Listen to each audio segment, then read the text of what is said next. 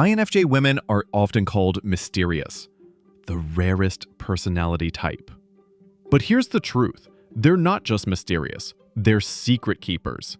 Beneath their calm and kind exterior, many INFJ females are hiding unusual hobbies, little rituals, and passions they almost never reveal. Why? Because they're afraid people won't understand. Or worse, they'll laugh at them. Today, we're uncovering 10 unusual hobbies INFJ women often keep to themselves. And I promise you, by the end of this video, you'll see them in a completely new light. All right, first off, writing under pseudonyms. Many INFJ women have a hidden hobby that feels almost rebellious in today's attention-seeking culture. They write, but not under their real names. Instead, they adopt mysterious pseudonyms or anonymous online identities, and through them, they unleash their deepest truths. While most people write to be seen and validated, INFJs often write to hide. For them, words are not about applause, they are about freedom. This secretive form of writing allows them to explore the parts of themselves they rarely show in real life. Under the veil of anonymity, they can express anger, desire, frustration, or raw vulnerability without worrying about judgment. Some INFJs write poetry that drips with unspoken emotions, others build fictional worlds that reveal hidden layers of human psychology, and some even run blogs that touch thousands of readers who will never know the true author behind the words. What makes this so fascinating is that INFJs often feel more authentic in their anonymous writing than they do in everyday conversations. Their spoken words are filtered, careful, polite, yet their anonymous writing is bold, controversial, and even uncomfortably honest. In a way, their pseudonyms become their alter egos, giving them permission to live outside the expectations placed on them. And here's the twist. You may have already read the words of an INFJ woman without ever realizing it. That article that made you think differently, that poem that hit you harder than expected, or that mysterious online post that seemed wiser than its author's age. All of it could have come from an INFJ writing in secret. It's one of their most unusual hobbies, and it perfectly reflects their paradox, craving connection, yet terrified of being misunderstood. Next up, we've got shadow psychology and typology obsession. Most people treat personality tests like a fun internet quiz, something you do out of boredom and forget 5 minutes later. But INFJ women often take it much further. For them, psychology is not entertainment, it's a hidden obsession. They study Jungian theory, cognitive functions, archetypes, and even shadow psychology as if they were decoding a secret map of the human soul. What looks like a quirky interest to others can become a private passion project for INFJs. They'll spend late nights watching lectures, diving into forums, or reading obscure psychology books, all to better understand why people act the way they do. And here's the twist. They don't just analyze themselves, they analyze everyone around them. To the outside world, this might look like overthinking, but for the INFJ, it's almost like having X-ray vision into human behavior. This obsession often comes with a controversial edge. INFJ women can get frustrated when others treat personality typing as shallow labels, because for them, it's not just about being an INFJ. It's about exploring the hidden shadows people don't want to admit they have, their fears, their unconscious motivations, and the parts of themselves they try to suppress. INFJs are fascinated with these darker layers of psychology because they believe that true growth happens in the shadows, not in the spotlight. And here's the part most people don't realize. Some INFJs end up knowing more about typology and personality psychology than professional therapists. They quietly become experts, even though they never call themselves that. They won't brag about it, but if you've ever had a conversation with an INFJ woman and walked away feeling like she understood you better than you understand yourself, this is why. Her obsession with psychology is not just a hobby, it's a secret weapon. And thirdly, treating dream journals like, sacred texts. For most people, dreams are nothing more than random images that fade away with the morning light. But for INFJ women, dreams are sacred messages, and they often treat them with a seriousness that would surprise you. Many of them keep detailed dream journals, writing down every symbol, every strange face, and every odd scenario they can remember. These journals become like sacred texts, collections of clues from the subconscious mind. INFJs believe that dreams are not accidents. To them, dreams are the language of the unconscious, full of hidden meanings waiting to be decoded. If they dream of water, they don't just shrug it off, they ask themselves if it represents emotions. If they dream of being chased, they don't laugh it away. They wonder what they're running from in real life. Each dream is a puzzle, and INFJs love puzzles that dig beneath the surface of reality. Some take it even further and practice lucid dreaming, where they train themselves to take control inside their dreams. Imagine living entire second lives at night, flying, exploring other worlds, or even meeting parts of themselves they can't express in waking life. To outsiders, this may sound mystical or even strange, but to an INFJ woman, it's a deeply personal adventure into the hidden layers of her mind. The controversial part is that while many people dismiss dream work as nonsense, INFJs quietly build entire maps of meaning from their dream journals. They don't always share this hobby because they know most people won't understand. But if you ever meet an INFJ woman who casually mentions that she remembers her dreams in detail, chances are she's been recording them for years. For her, dreams are not just fleeting fantasies, they're secret doorways to truth. And fourth, check this out. Collecting oddities and symbolic items. INFJ women often have a secret habit that looks strange to outsiders. They collect unusual, symbolic items that don't seem to fit together at first glance. You might walk into their space and see a jar of feathers, a shelf of antique keys, a deck of tarot cards, or even handwritten notes tucked into boxes. To most people, it looks random, maybe even messy. But to an INFJ, every object has meaning. Every piece tells a story. These collections are not about money or display. They're about symbolism. An old key might represent unlocking a new chapter in life. A feather might symbolize freedom or a memory of a meaningful moment.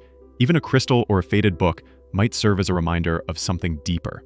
INFJ women don't collect for the sake of stuff. They collect because they feel that certain objects hold energy, stories, and truths that can't be expressed with words. The fascinating and sometimes controversial part is how protective they can be of these objects. To anyone else, that old trinket might look worthless, but to the INFJ, it's priceless because it's linked to an inner world only they can understand. Their collections are almost like personal museums of meaning, carefully curated to reflect their emotional and spiritual journey. And here's the thing, they rarely explain these collections to others. They fear being judged as odd, childish, or overly sentimental. But the reality is that these items act as anchors, grounding them when life feels chaotic. To an INFJ woman, these symbolic objects are not just hobbies or decorations. They are secret treasures that hold the key to who she really is. And fifth, get this, secret creative rituals.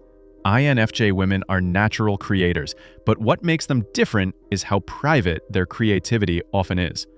While some people chase applause and recognition, INFJs create in secret. They may paint abstract art that no one has ever seen, write songs hidden in an old notebook, or build vision boards tucked away in a drawer. To them, creativity is not about showing off, it's about healing. It's a deeply personal ritual, almost like prayer. What makes this hobby unusual is how sacred it feels. An INFJ might light candles before writing, or carefully choose music to match the mood while painting. These small rituals transform their creativity into something more than a pastime. It becomes a way to reconnect with themselves and their inner world. For outsiders, it might look like isolation, but for INFJs, it's a form of soul care that keeps them balanced in a noisy world. The controversial part is that they rarely share these creations with anyone. Not because they lack talent. In fact, many INFJ women have incredible artistic gifts, but because their art feels too vulnerable, too revealing. Showing it to others would feel like opening their diary to strangers. So instead, they keep it locked away, creating masterpieces that may never be seen. And here's the paradox. Their secret creativity often carries more authenticity and depth than art designed for an audience. By refusing to perform for the world, INFJ women preserve the purity of their imagination. Their creative rituals are not just hobbies, they're hidden lifelines, quiet acts of survival in a world that demands constant noise. Sixthly, practicing invisible activism.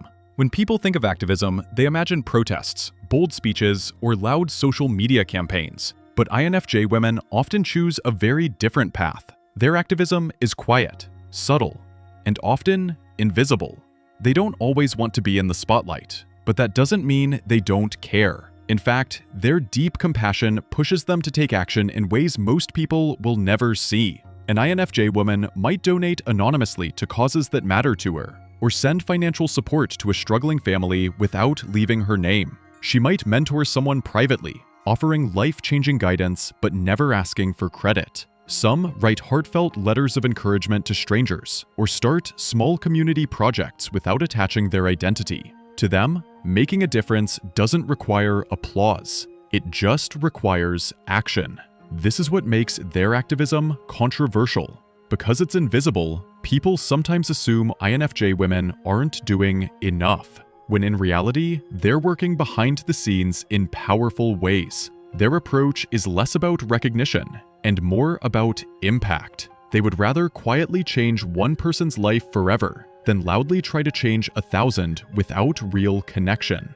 And here's the beauty of it. The ripple effect of their invisible activism often spreads farther than they realize. A single word of encouragement, a small anonymous gift, or a quiet act of kindness can inspire someone else to pass it forward.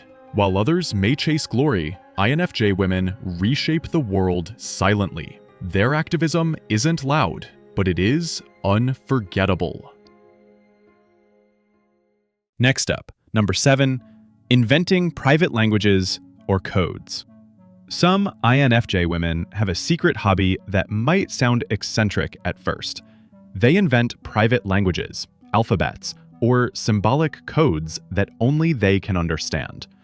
While most people use journaling or conversation to process their thoughts, INFJs sometimes take it a step further, creating entire systems of symbols to express what feels impossible to put into plain words.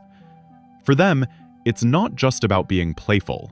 These codes become a hidden outlet for their imagination and their need for privacy. Writing in a secret script allows them to explore raw emotions, forbidden thoughts, or sensitive reflections without the fear of someone stumbling upon their journals and understanding everything. It gives them a sense of control over who gets access to their inner world.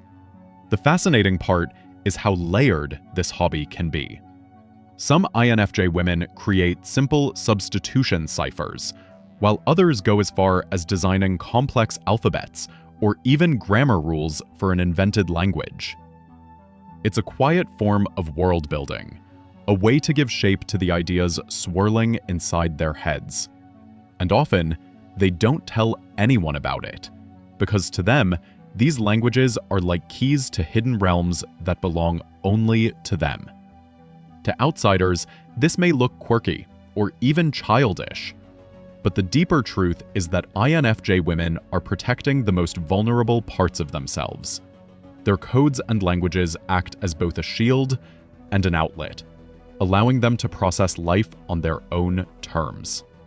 In a world that constantly demands transparency, creating a private language is their quiet act of rebellion, and a reminder that not every thought is meant to be shared. Eighthly, spiritual experiments. INFJ women often carry a secret curiosity for the unseen, a fascination with spirituality that goes far beyond traditional religion. For them, life feels layered, as if reality is only the surface of something much deeper. That's why many INFJs quietly explore practices like meditation, tarot, energy work, astrology, or numerology. Not as a trend, but as a personal journey into the unknown. This hobby is controversial because it often clashes with mainstream skepticism. Some people dismiss these practices as nonsense, while others ridicule them outright. But INFJ women rarely do it for approval. They do it because their intuition pushes them to look beyond the obvious. They crave meaning, patterns, and connections, and spiritual exploration offers a playground for those instincts. For some INFJs, this hobby looks like pulling a tarot card each morning and reflecting on its symbolism. For others, it's experimenting with guided meditations, keeping track of synchronicities, or journaling about spiritual experiences.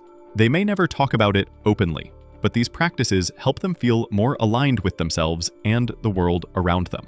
And here's the paradox. While outsiders may see spiritual experiments as escapism, INFJs use them as tools for growth and self-awareness. They aren't blindly following trends. They're seeking answers, testing practices, and pulling wisdom from places others overlook. Whether they admit it or not, these spiritual hobbies are less about predicting the future and more about creating a deeper dialogue with their own soul. All right, ninthly, people watching as a study. If you've ever seen an INFJ woman sitting quietly in a cafe, at a park, or even on a train, you might think she's daydreaming or lost in thought. But the truth is, she's often engaging in one of her most unusual hobbies: people watching. For an INFJ, this isn't just casual observation. It's a study, almost like research into human behavior. They notice the smallest details most people miss: the way someone's eyes shift when they're uncomfortable, the subtle tension in a conversation, or the body language that reveals more than words ever could. To the INFJ woman, every stranger is like a character in a story waiting to be understood. She doesn't just see people, she reads them. This hobby can sometimes feel controversial because it blurs the line between empathy and analysis. While most people might see watching strangers as nosy or odd, INFJs see it as a way to sharpen their intuitive gifts. They aren't judging, they're learning. Every gesture, every tone of voice, every fleeting expression is like a clue in the larger mystery of what makes people tick. And here's what makes it powerful. People watching gives INFJs the ability to predict, to sense what others are feeling before they even say a word. It fuels their storytelling, their psychology obsessions, and their natural gift for empathy. While the world rushes past, INFJ women sit still, quietly decoding the human condition. What looks like silence on the outside is, in reality, one of their most profound and secret forms of engagement with life. Last but not least, storytelling with no audience. One of the most hauntingly beautiful hobbies of INFJ women is their secret love for storytelling. Many of them write entire novels, scripts, or detailed fantasy worlds that no one else ever sees. While most writers dream of publishing and gaining recognition, INFJ women often create simply for the act of creation itself. Their stories are not about fame or validation. They are about survival, about giving shape to the emotions and thoughts they can't express in daily life. What makes this hobby unusual is how hidden it remains. An INFJ woman might have notebooks stacked with stories, computer files filled with unfinished novels, or elaborate characters that exist only in her mind. Yet she may never show them to anyone. Not because the work isn't good enough. In fact, much of it is extraordinary, but because those stories feel too personal, too sacred. To share them would feel like handing over a piece of her soul. The controversial part is that some people might see this as a waste of talent. Why keep your stories locked away when the world could appreciate them? But for INFJs, storytelling without an audience is liberating. It frees them from external judgment and allows them to write with raw honesty. Their hidden worlds remain pure because they were never written for applause.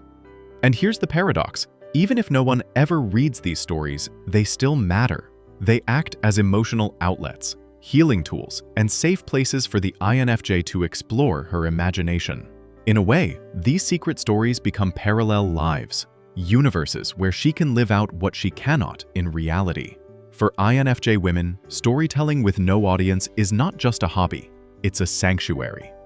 So there you have it, 10 unusual hobbies that INFJ females often keep to themselves.